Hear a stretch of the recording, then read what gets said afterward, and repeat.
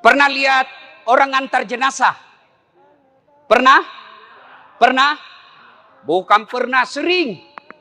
Maka dia Nabi tak telu tu mantara koliki burue.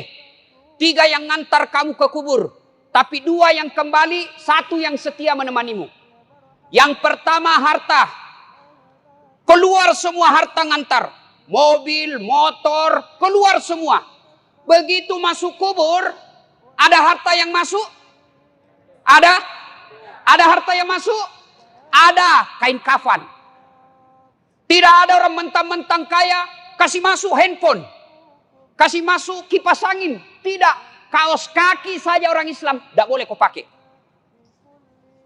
Yang kedua mengantar kita apa? Keluarga. Keluar semua teman-teman, keluarga kita, sahabat kita pergi mengantar ke kubur. Tapi begitu masuk di kubur, ada yang mau temani? Ada yang mau temani? Tidak. Meskipun bapak kalau meninggal istrinya, meskipun sayang sama istri, mau masuk di kubur. Nabi bilang, kemanapun kau pergi, aku akan mengikutimu. Gunung kan kudaki, lautan ku seberangi, masjid kau lewati. Masuk di kubur, ada yang mau temani? Tidak. Yang ketiga kata Nabi, yang mengantarmu amal. Inilah yang akan mengikutimu kemanapun kau pergi. Masuk di kubur, dia akan masuk. 2 jenis amal. Amal kebaikan, amal keburukan. Masuk. Taman iki buru ditimbun. Pak, ada perantau di sini? Ada dari Sulawesi? Coba angkat tangan. Oh, banyak-banyak. Ada dari Jawa? Banyak. Ada orang Banjar? Bubuhan Banjar, Jar. Banyak betul. Kampungnya.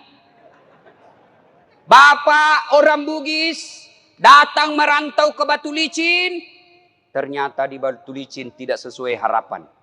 Masih ada pilihan? Masih ada? Ada. Pulang lagi Pak. Lewat Batu Licin, turun di Parepare. Dari Jawa merantau ke Batu Licin. Sampai Batu Licin kada nyaman. Bulik lagi pian. Pergi di Jawa. Iya toh? Cocok. Tapi demi Allah. Kota mana ki buru masuk kalian kubur. Senang tidak senang. Tinggal kau di situ. Tak boleh kau lagi keluar. Kalau kau keluar kau dari kuburmu. Kau dikubur sore. Keluar kau besok pagi. Lari semua orang Batu Licin. Nah, kalau masuk kubur. Tidak bisa makin ngapa-ngapain. Petumanan ya malakmu kata Nabi. Putus semua amal-amalmu. Kecuali 3 hal. Haji almarhum Haji Andi Arsad. Dengan istri. Ada mi dikubur? Almarhum Abdul Latif bin Siapo. Bapaknya Ustadz. Ada mi dikubur? Soeharto.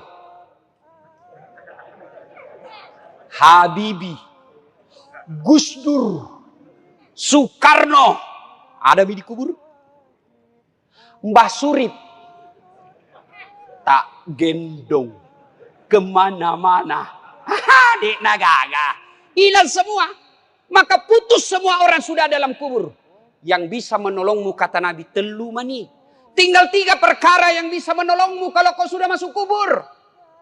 Apa gerangan yang menolong? 1 kata Nabi. Anak yang soleh dan soleha.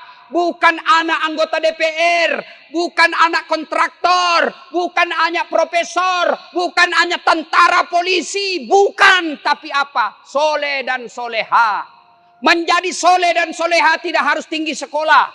Menjadi soleh dan soleha tidak harus kaya. Menjadi soleh dan soleha tidak jadi pejabat dulu. Tidak. Biar tidak ada sekolahmu kau bisa jadi soleh dan soleha. Biar kau miskin boleh kau jadi soleh dan soleha. Dan itu gampang. Mau jadi anggota DPR? Wane piro. Mau jadi bupati? Lebih mahal lagi tipu kiri kanan. Mau jadi pengusaha batu bara? Siaga duimu. Mau kau jadi soleh dan soleha? Biar kau miskin? Bisa. Mau kau jadi soleh dan soleha? Biar tidak ada sekolahmu? Boleh. Gampang. Nih, bapak-bapak ini di depan saya sudah muka-muka sakaratil maut. Mana-mana dia. Kira-kira kalau bapak mati, siapa doakan kau? Siapa? Istrimu. Kalau dia masih muda, kawin lagi. Ibu-ibu, kalau meninggal, siapa doakan? Suami. Mak bene sih. Siapa yang doakan kita? Anak. Saya ini contohnya. Kakak saya, jarang saya doakan. Nah minta doakan Kak De. Itu pun kalau saya ingat. Tapi siapa yang selalu saya doakan di sujud terakhir saya setiap sholat.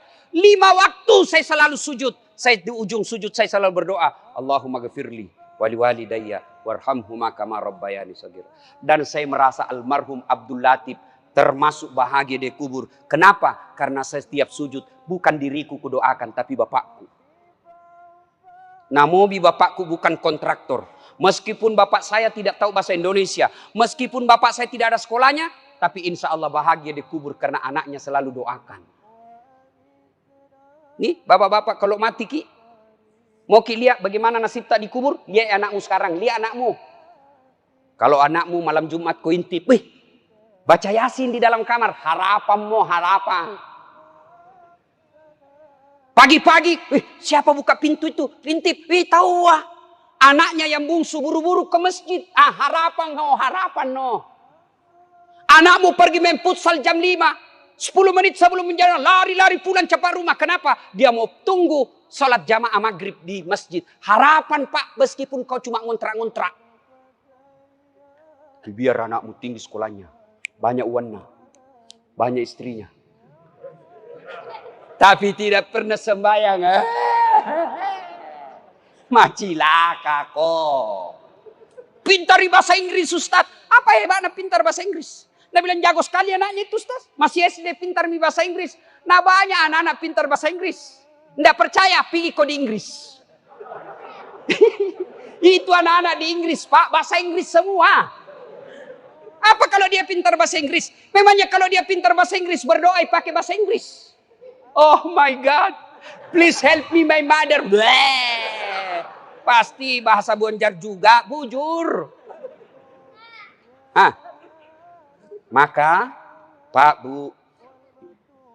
Yang bisa menolong Bapak seketika kubur. Anak yang soleh dan soleha. Yang kedua. Yang bisa menolong kita ketika sudah masuk di kubur. Apa? Sedekah. Nih bapak-bapak yang banyak cincinnya. Jamrud, ruby. Pak Sudian, mahal jamnya. Kalau pian mati, siapa pakainya itu?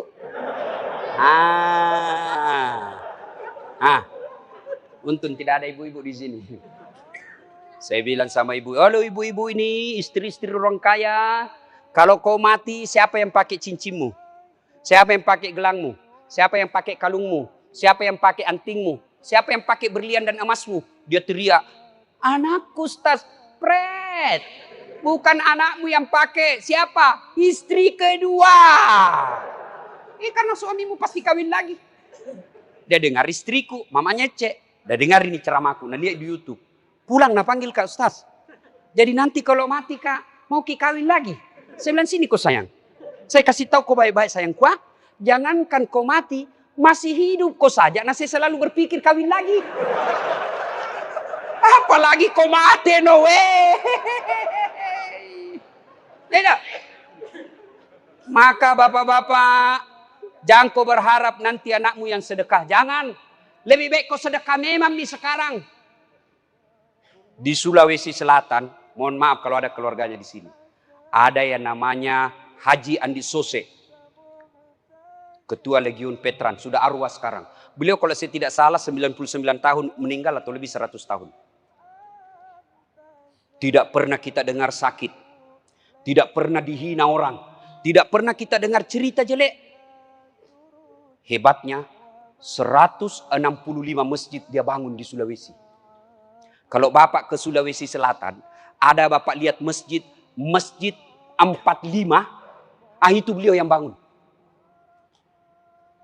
Kira-kira di Batu Licin ini Tanah Bumbu ada orang membangun 165 masjid. Tidak ada pipa. Dan tidak pernah kita dengar bangkrut. Maka Bapak kalau susah hidupmu, kenapa ini saya miskin terus? Karena tidak mau kau bersedekah. Bagaimana mau bersedekah karena miskin? Bersedekah kau supaya kaya kau. Jangan kau tunggu kaya baru bersedekah. Sedekah itu tidak selalu fulus. Ada masjid dibangun. Ada dengar di komplek kita masjid dibangun. Sedekah kau. Yang kaya sedekah kau dengan semen, besi, tembok, semen. Yang pejabat sedekah kau dengan tanda tanganmu. Yang tidak punya jabatan, yang tidak punya uang, sedekah kau dengan tenagamu. Pergi kau angkat semen. Saya tidak kaya, tidak pejabat, tidak kuat Ustaz. Tapi saya mahasiswa, sedekah kau dengan otakmu. Pikir bagaimana supaya ini, pikir ini. Ustaz, saya pandai menggambar. Nanti saya gambarkan. Saya pandai ada ketik komputerku, saya ketik undangannya. Itu sedekahmu. Saya bukan pejabat, saya bukan orang kaya, saya bukan mahasiswa, saya tidak punya tenaga kerja keras. Apa sedekahmu? Diam kau. Jangan kau banyak bicaramu. Ada juga itu tidak pernah datang berjamaah, tidak pernah nyumbang, tidak pernah ikut rapat. Mak kau bawa nolah cilaka. Ya mega bicara. Sedekahlah Pak. Bapak-bapak ini terutama kita yang sudah tua. Sedekah Pak. Demi Allah kalau Bapak sudah masuk kubur. Menantinya bukan 1 tahun kau dikubur. Bukan 100 tahun kau dikubur. Tidak balik-balik mako. Mondronok kau tu. Dena gagamu lisu. Sedekah Pak. Ada orang tidak mau sedekah padahal uangnya banyak. Apa nak pikir? Anakku kasihan. Bagaimana nanti? Anakmu lentongi rezekinya. Enak sekali tuh anak. Dikasih sekolah. Dikasih menikah. Dibelikan rumah. Lahir cucunya kita lagi ya kekai. Dibelikan lagi mobil cucu. Dikasih sekolah lagi cucunya. Iya kalau nak ingat kok. Kalau mati kok. Anak lentongi rezekinya. Yang penting anak kasih sekolah. Sudah kasih sekolah.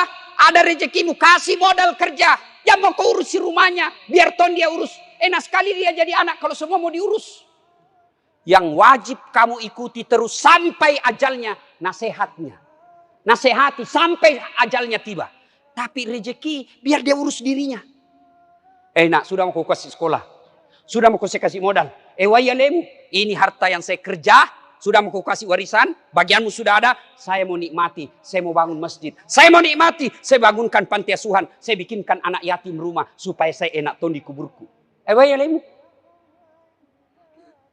Yang ketiga, yang bisa menolong kita ketika sudah masuk alam kubur, ilmu yang bermanfaat. Makanya kalau dapat ceramahnya das atlatif di grup-grup WhatsApp, syar'i. Langsung sebar. Jangan kau yang sebar yang lain-lain. Dilihat dosa, tidak dilihat barang bagus. Jangan itu saja mau sebar, cilaka. Yang bagus-bagus juga kau sebar. Ibu bapak saudara-saudara sekalian, panjang kita mau sampaikan. Tapi waktu terbatas. Pegang maki ini 3. 1, anak yang soleh dan soleha. Yang kedua, sedekah. Tidak ada orang bangkrut gara-gara sedekah. Malah kalau mau bapak kaya tolak bala, sedekah. Kenapa itu anakku Ustaz susah sekali dinasihati? Tidak pernah aku sedekah. Kalau bapak bersedekah, lihat siapa dikasih. Kalau guru kita kasih, bu imam kita kasih, das atlatif kita kasih, jam mau kau kasih dasi. Nggak usah kau kasih sepatu pantopel. Kapan pindah pakai? Ustaz Pak Imam pakai dasi kupu-kupu. Apa kasih bu imam? Kasih sarung dengan amplop. Tapi kasih isinya. Nggak ada gunanya amplop kalau tidak isinya. Ayo, anak sekolah, yang mau kau kasih sarung. Lebih utama, kasih bayarkan SPP-nya. Itu lebih manfaat. Kasih yang bermanfaat. Sedekah. Kemudian yang ketiga, ilmu yang bermanfaat. Bapak dalam grup WhatsApp punya 10 grup. Sebarkan 10. 10 grup itu masing-masing anggotanya 100, 1000. 1000 Bapak sebarkan dakwah-dakwah. Masa tidak ada yang ngamalkan? Kalau ada yang ngamalkan, selama dakwah itu diamalkan, maka yang menyebarkan dapat pahala. Ustadznya dapat pahala, yang menyebarkan juga dapat pahala.